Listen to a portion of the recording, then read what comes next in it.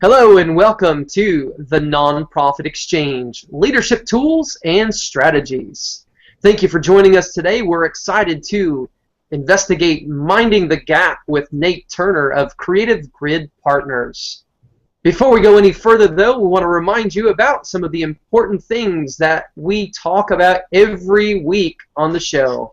We want to remind you that this Thursday at 9 p.m. Eastern Time, you can find us at #Nonprofit Chat. We'll be going deeper into the conversation here about the gaps that exist for us as individuals, organizations, and communities. We'll be joining, Nate Turner will be joining us on that. You can always follow Nate at Nate J. Turner on Twitter. Want to remind you as well, issue 2, nonprofitperformance.org. You can find the free copy of that issue available. You can also subscribe to have a print issue of the magazine come. We have a quarterly magazine. So the next issue drops on March the 2nd, Monday, March 2nd. Next issue comes Millennials in the Nonprofit World. We've got millennials growing. They will be the majority before too long in our organizations. Are you ready? Are you ready?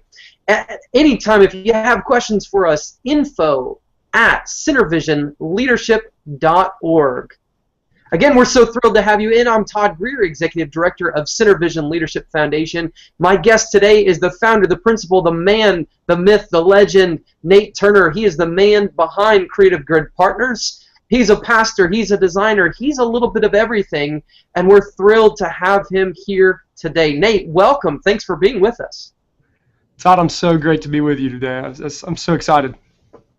Absolutely. Nate, so you do a lot of different stuff. You have a great deal of experience both as a pastor, somebody who's worked in a religious community, but then you also have this great experience leading Creative Grid Partners. You do some consulting work, you do some design work, but you have a really unique perspective on that. Tell our audience a little bit about what your perspective is at Creative Grid Partners.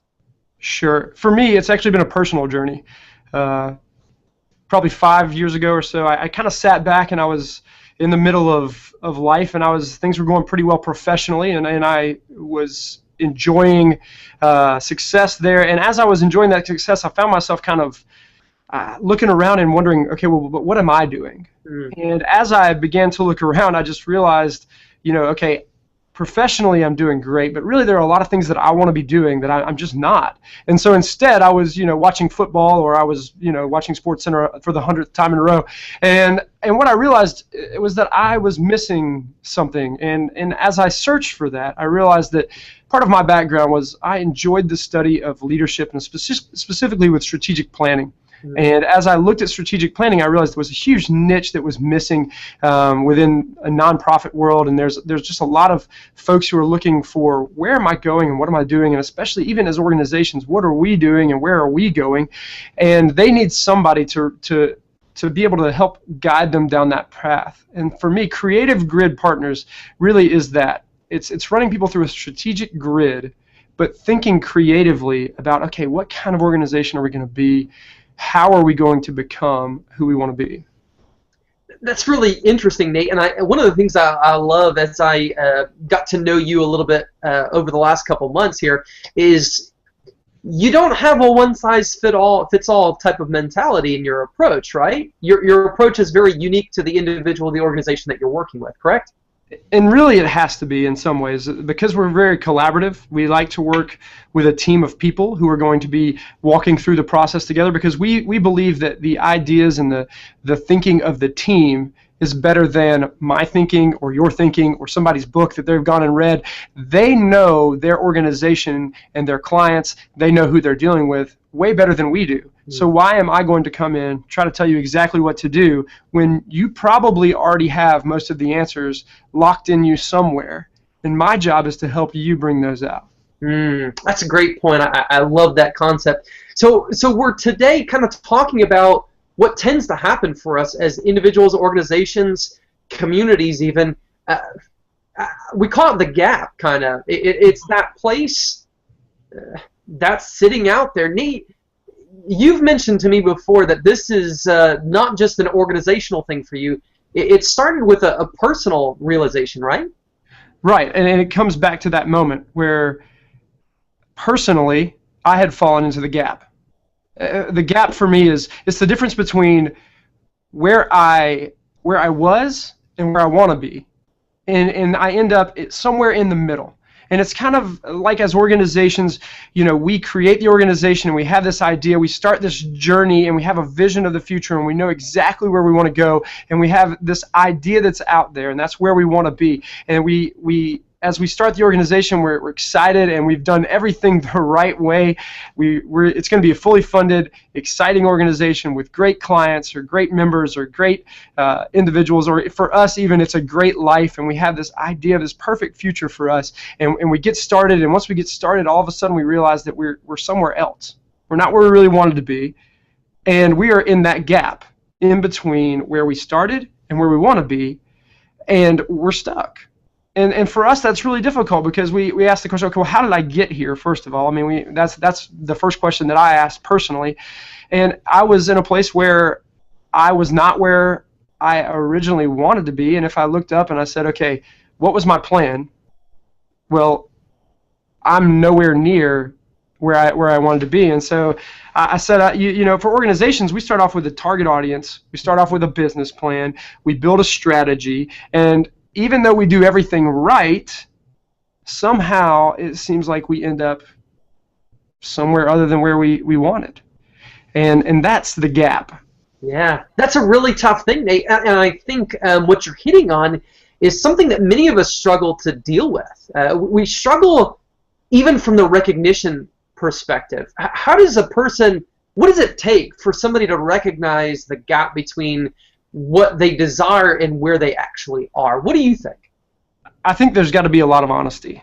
I mean, and for us personally, sometimes we personally have to recognize and be honest enough with ourselves to look in the mirror and say, is this really it? Is this really where I wanted to be? Am I who I really wanted to become? I mean, if you had asked me 15 years ago or 10 years ago, is this the type of person that you want to be, would I have looked at that person and said, oh my goodness, I can't imagine that I would end up there? Or as an organization, it takes a lot of honesty to look around and to go, okay, is this really the vision that we had when we started? Is this where we really wanted to end? And really to ask the question, is this enough? And that's a really tough thing. And so, Nate, we've talked, and you've got a really intriguing framework here, because for you, it's not just, we're lost, we're kind of sitting in no man's land. You've put together a perspective in which organizations, individuals, communities can really step back and begin to examine this process. How do you start to understand how you got where you are, Nate? What's kind of that first step, do you think? I think really, when it comes down to it, there are three things that happen along the way. There are three kind of pit stops along that journey that tell us we're in the gap. There are three kind of symptoms. What happened originally was that we got busy. And that's a great thing, because the good news is we got busy. We sold the product, we got out there, we started the organization, we started landing clients. We're making things happen for the organization. The bad thing is we got busy. At the end of the day, we've got clients to support, customers to serve, and we've got systems to maintain. And for us, the first problem is that we got so busy being busy that it kind of led us to the second problem, which was that we lost vision. We sit down, somewhere along the way, the work overtook the vision. I think about a year ago, I was running pretty hard, and things were going fine. And I looked up and I looked in the mirror and I thought, I'm burnt out. I'm tired. I'm not completely sure how things are going for me personally. Can I keep doing this? And the problem was that I had lost vision. That I was so busy working the work that I had forgotten that there was a bigger picture that I was trying to accomplish.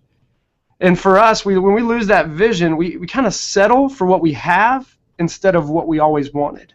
Yeah. And so the other problem that we have to face is that we ultimately get fearful. We got fearful somewhere along the way. I can't afford to lose these clients, or Even if they're bad clients, I can't afford to lose these clients. I can't afford to change this process. I can't afford the time, the effort, the energy to change everything right now midstream. And so what ends up happening is we do more work for less return because we're doing busy, but we're not getting anywhere. We're just really spinning our wheels. And we're not where we want to be. We're just kind of spinning our wheels stuck in the gap. That's such an interesting thing, and I want to kind of unpack these first three things, Nate, because I think that there's so much here for us.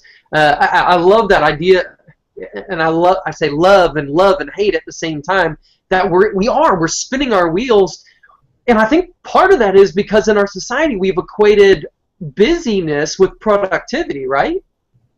Yes, or even worse, busyness with success. There you go. That's a great point. Busyness with success. And so because we have this rampant desire to stay busy, we miss the vision. We miss the point. We miss the things that we really are passionate about, that we desired to do what we're doing for. I mean, people don't go into nonprofits. People don't go into religious organizations. People don't go into educational institutions because they say, I want to be rich, right? No. You're living in that world as well. We don't go into those realms because we want to be rich. We go in there because we want to bring impact. And yet, at some point, we miss that. Something that stood out to me in your first aspect of it, the sense that we got busy. I think back to Stephen Covey's old 7 Habits of Highly Effective People, and I think to his quadrants. We tend to get into the urgent and not important, and we kind of live in that world, don't we? Absolutely.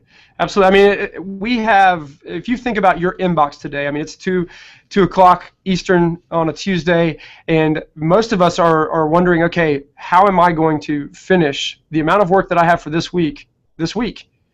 And really, when it comes down to it, I don't have time to look forward to all the things that are coming at me over the next 3 months, because I've got to focus on what's happening in the next 3 days. Yeah, I mean, that sense of the email, it's that urgent, it's right in front of us, and so it grabs our attention, and a lot of times it does simply hold us. I think this is really interesting because, whether you're thinking about the nonprofit, a service sector in which you have that squeaky wheel, or a church member that's constantly taking your time, or sometimes it's just the mundane tasks that seem to overrun us, we all get busy. And I think you're dealing with the sense that we have to give ourselves permission to step back from that, right? Absolutely. I think for some of us, it's even more important, and because it depends on who you are. As an individual, as a leader. For some people, they're work. And if you're going to take time and to kind of step back and look at the bigger picture, you're going to have to carve that time out. Because if that's your mentality, you're probably structured enough to be able to keep a schedule, to be able to keep a calendar, and to be able to carve that time out of your schedule and to say, okay, now I just want to take this 15, 20, 30-minute block of time, and I want to take some time and just ask the question, am I actually doing what I wanted to do, or am I just doing work? And sometimes it's okay to be just doing work, because that has to happen. Clearly that has to happen. But if your organization is going to move forward, especially if you're the leader, you've got to take some time out to carve that time away, create that margin, and ask the right questions instead of doing all the right tasks for today, if that makes sense.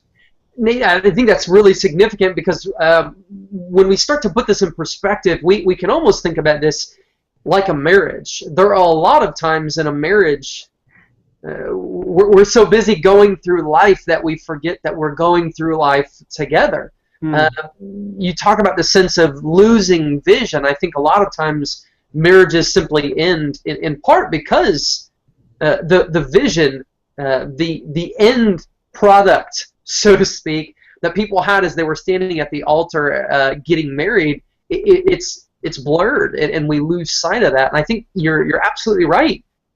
Gosh, the same thing is happening in our organizations. The same thing happens for us as individuals. We get so bogged down, we have to step back. That's a really interesting thing. I want to go into this third one because I think the third one's really unique. I think, gosh, this sense of being fearful. Tell me a little bit more about what that looks like. When I think of the being fearful piece in particular, it kind of begs me to ask the question of any leader out there: why do you keep serving people who aren't bringing anything to the organization? Mm-hmm. All right, so if you were to take your time and you were just to divide it out and ask the question, how much am I really worth as a leader? How much am I really worth? Do the people who end up, and I think this is difficult because when we talk about services and clients, churches and pastors, it's a little different when it comes to pastors and people who are in ministry and nonprofit ministry type roles. But when you ask the question, how much of my time is this person getting for how much they're investing? And at the end of the day, if I'm spending hours upon hours dealing with what you would ultimately call bad clients, mm-hmm. If they're not spending or investing very much into the process, but they're getting tons of my time, then I end up devaluing my time so much that it's not worth it. But on the other hand, we are so fearful of losing numbers. Mm. I mean, we are all, whether or not you're a pastor, whether or not you're a CEO of a nonprofit, or if you're a president of a nonprofit, whether or not you're on a board, we're all measured by certain numbers and metrics that come along. And if that measurement is attendance, if people leave, we're fearful of that.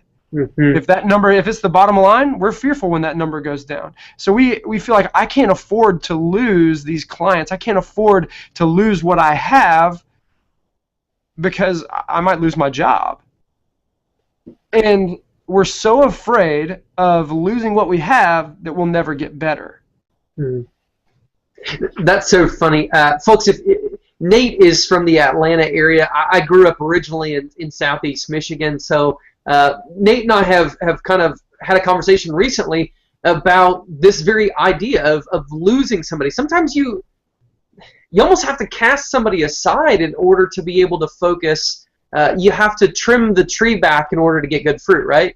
Well, I think we should even think about it differently than that, where it's not as much cutting the tree back as it is giving people the freedom to get what they really need instead of what I'm giving them.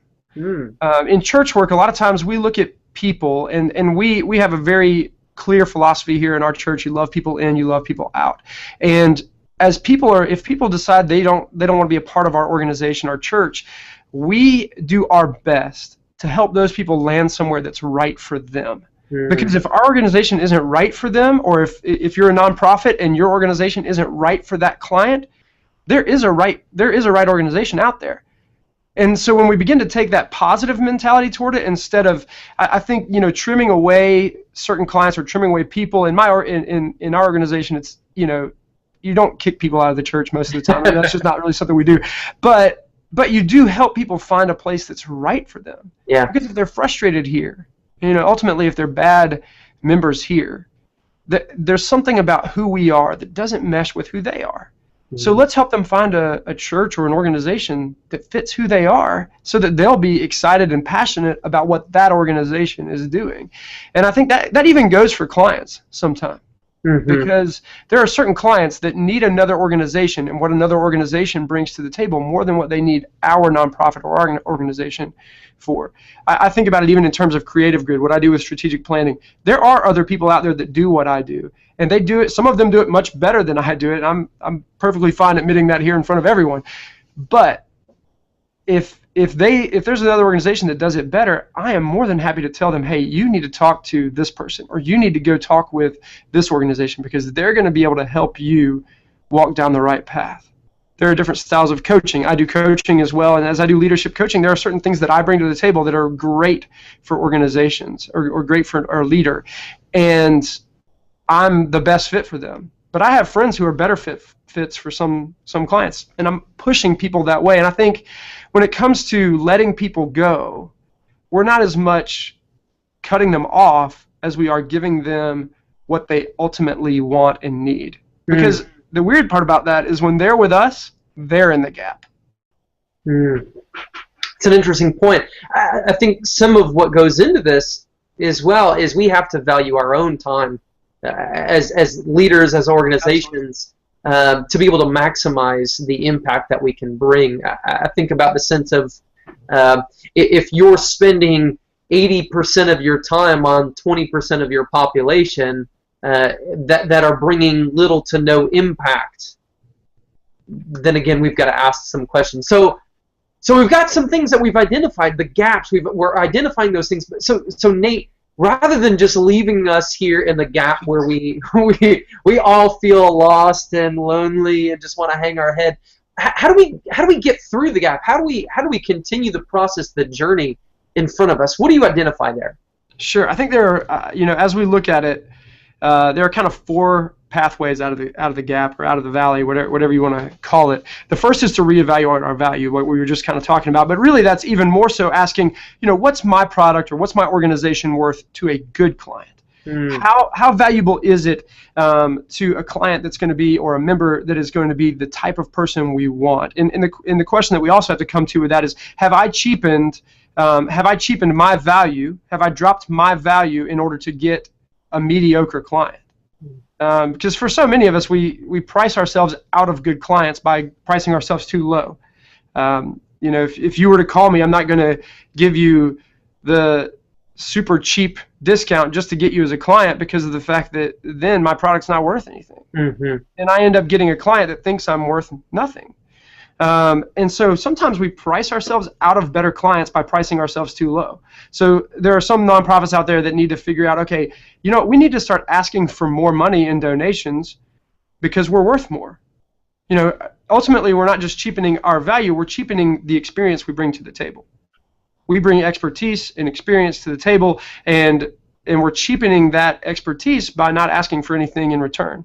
Or by asking for very little in return. And so, what expectations are we setting by the value we place on our organization? I think about it recently. I went to the App Store and I was looking for a very specific kind of app. And as I was in the App Store, I kind of went and there were 4 or 5 different apps that could do what I was looking to get done. And as I looked through, I saw that there were apps. There were free apps, which were great. We all love free apps. I don't know anybody who hates free apps. But then there were also apps that range from $2 to $4, and then there was one app that was $15 or almost $20. And the question that I would ask is, which one do I think is the best app out there? I think the $20 app's the best app, because if they're charging $20 for it, that thing must be the app on the market for what I'm looking to do. And so for many of us, we're like, well, we're really a $1 app. We'd love to be the $15 or $20 app, but we're just a $1 app. We're not that great. Well, people, I'll be honest with you, I don't want the $1 app. You probably don't want the $1 app. Yeah. Nobody out there is going to go out there and go, well, I guess I'll take the not free one, but the closest to free one that I can get. Most people don't want that. And so, that's the first kind of pathway, is to reevaluate our value and say, okay, are we asking for enough in return for what it is that we do? That's a great point. I think that sense of buy-in, you talked about, we need to make sure that we're setting expectations in the proper places. And I think a lot of times, you're right, we're so desirous of people, of those metrics, as you point out, that our expectations we end up lowering and lowering to the point that we have so watered down the potential for our impact because we haven't set high expectations. I think any organization that wants to continue to grow and bring impact needs to continue to raise expectations, and they need to encourage people to step in at a higher level, whether it's donors or volunteers or board members. We're all seeking to bring a greater level of impact. That's why we do what we do. So I think that's a really, really significant point, Nate. Yeah, and I think that works for churches as well. Mm-hmm. Churches need to ask more.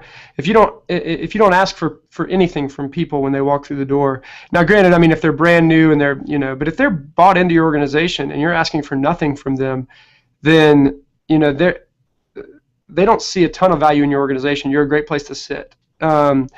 I think also, the second pathway that we kind of have to enter into and we have to go down is we really have to move back into sales mode. Because a lot of us, we got into sales mode in the beginning. We went and we sold a product, and we got out there and we drove and we worked hard and we got clients. And now we've kind of settled into maintenance mode when it comes to working with those clients or managing the existing client base. But really what we need to do is we need to not just do customer service for bad clients. We need to kind of go out and create a target list. Okay, who is my dream client? Who are my dream customers? Who are my dream members? And how could I help the people who I either help the customers I've got to become those type of clients, or what's it going to take for me to get in touch with those people? What's it going to take for me to go out, make the sale so that I can replace some of these clients that I've got with the clients that I really ultimately want? It's returning to the founding mentality then, isn't it? I mean, because when we think about being that sales mode, I mean, that's where we all sat there in the founding of our organizations and we said, this is the picture that I see, and it didn't look weak and falling apart. It looked extremely vibrant. So I think that's a really unique place there. Nobody envisions a terrible organization when they're founding something, right? And nobody envisions doing customer service for bad clients. Nobody wants to do that, and you didn't want to. And one of the great things about moving back into sales mode is that if you remember that excitement early on, that excitement begins to kind of come back, and you begin to say, "Oh man, I'm excited about this again because hey, we're going to go out and get the best. We're going to go out and get much better clients, and we're going to." And there's almost maybe some tears to this as well, where you begin to, the first stage, you go into sales mode and you get some clients and you're maintaining, and then you realize, okay, I've got to go back to sales mode again, and so you get a step up on the clientele and you begin to get better clients, and then as you enter into maintenance mode with them, you realize, okay, that's not really where I wanted to be either, so you begin to maybe move a step up, or you reevaluate who is my target customer at the end of the day, and so you say, okay, we're going to go out and move more toward our target customer. This all isn't going to happen at once. But over time, you move from being, okay, I'm stuck in this gap between where I started and where I really wanted to be, to, okay, I'm moving forward and progressing down this pathway out of the gap and toward ultimately the vision that we set originally. And so that's kind of when it comes to the second pathway. And third pathway for us then is to look inside, because culture is created by real values. At the end of the day, when it comes to culture, that culture is created by the real values you have as an organization. And those values are going to define who you are. And if you aren't who you wanted to be, maybe the problem isn't outside, maybe it's inside. And that's a tough realization to come to. Maybe there's something about who we are and what we value as an organization that's keeping us from being who we want to be.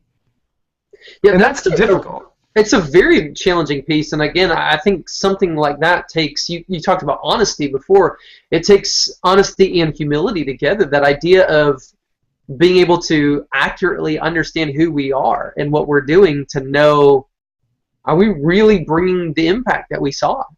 And I think that's where the value of, consultants, and I'm not here to plug consultants by any means, but I think that is one of the values of consultants, is that there are times where it does take somebody with outside eyes to be able to come in, and it's better if you have somebody who can just come in and ask the right questions more than tell you what you're doing wrong. Because they don't know what you wanted.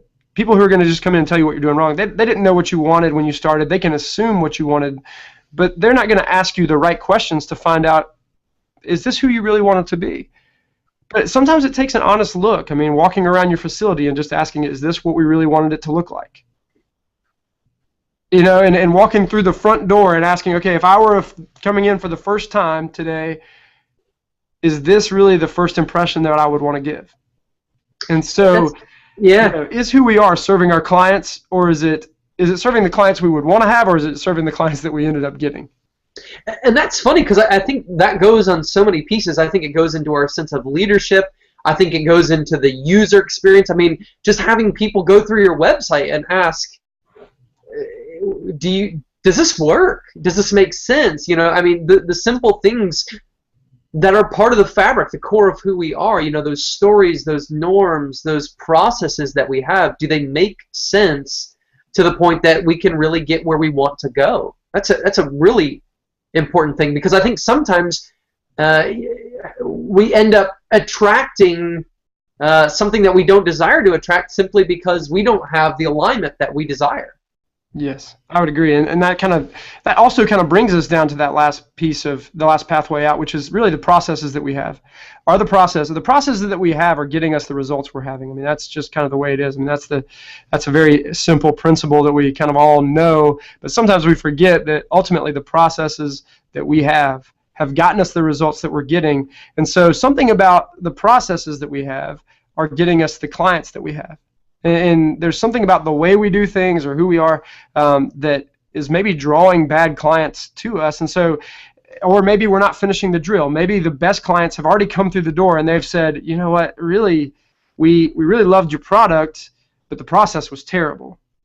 And so as you reevaluate, you say, okay, well, what can we change in the processes to make sure that we are servicing our great clients in a great way?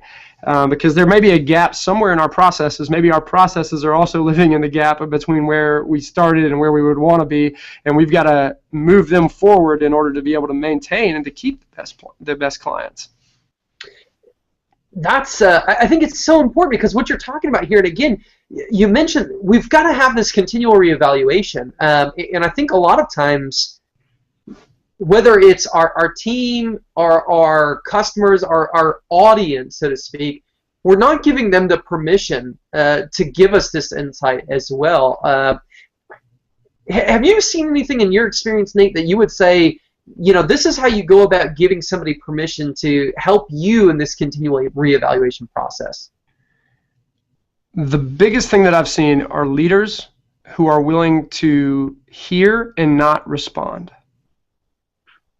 Most leaders can't hear negativity or criticism, even if it's constructive criticism, without responding, without feeling this need to respond. With our staff, sometimes we have times where we call it the umbrella of compassion. And that's where, when we're doing, and we do this especially when we're doing brainstorming, we'll have the umbrella of compassion, and that is where no matter what idea somebody throws out, it's going to stick around for at least a little while, and we're not going to evaluate the idea right off the bat, because we want to give that idea time to stand on its own. We'll evaluate it later, but we want to make sure we get enough ideas. And I think sometimes leaders need to have that umbrella of compassion time with their people, and they need to be able to say, hey, umbrella of compassion, how are we doing? What is working? And that's part of the evaluation process in general. I think that a lot of times organizations don't do a great job of evaluating what they do, but what are we doing really well? And then umbrella of compassion, what do we stink at right now? You know, where are the processes breaking down? Where are we keeping bad clients? And where are we keeping bad clients happy and good clients, poorly maintained? And so I think that sometimes those leaders just need to be able to have the ability to say, okay, umbrella of compassion, what are we doing poorly? And what needs to change in this organization so that we can be who we want to be? That's a great point, Nate. And I'm kind of thinking internally. My wife is a counseling psychologist, and one of the things I know in that realm is until a problem is identified, it can't ever be grown. You can't grow through it, can't adapt, you can't change. And I think a lot of times, the hear no evil, see no evil, speak no evil mentality of those three monkeys sitting alongside each other is present in our organizations. Don't tell me. I don't want to hear it. I don't want to see it. Don't talk about it. And because of that, I think we're missing the opportunity. So I think this is really important, because you're absolutely right. One of the things that we recognize is the gap is present, and it's present for all of us at different times. But we have to acknowledge that it's there, and that's the only way that we grow through it. Awesome. And I think emotional intelligence, we have to be emotionally intelligent enough to be able to work with our team, to ask the right questions of ourselves, ask the right questions of our organizations, and then at the end of the day, it just comes to strapping on our boots and going to work. Definitely. Nate, thank you so much for being with us. Our time is coming to a close, but I think that there's so much here, and I'm really excited for our nonprofit chat, our Thursday at 9 p.m. on Twitter, #nonprofitchat. I think this is a great opportunity for all of us to do a little introspection, to think about what's actually happening for ourselves, for our organizations, and thinking about how we grow through it. And I want to give a quick plug because you run hashtag Be Intentional, and that's every Sunday evening at what time is it, Nate?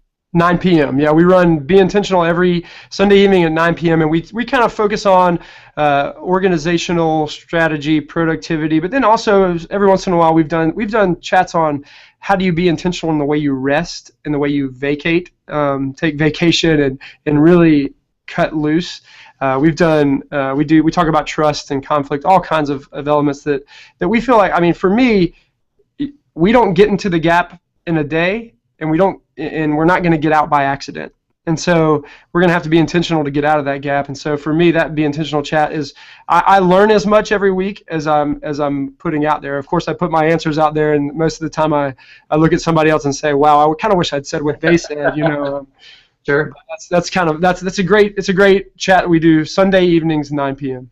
Awesome. That's fantastic, folks. You can follow him at Nate J. Turner. You can find him on Twitter. You can see more about Creative Grid Partners, creativegridpartners.com. And if you tune in and check out the March 2nd issue of Nonprofit Performance Magazine, you'll actually see Nate has an article that's going to be in there about being right and being young as millennials in the nonprofit. And what do we do? How do we adapt to these things? So we're excited to have Nate as a great partner alongside the work that we're doing here at the CenterVision Leadership Foundation. Thank you for joining us. Check us out on the web, centervisionleadership.org. We're excited to interact with you and think about how we collectively can impact and engage in the nonprofit world. Again, I'm Todd Greer, Executive Director of CenterVision Leadership Foundation. Thanks so much for joining us. Have a great day.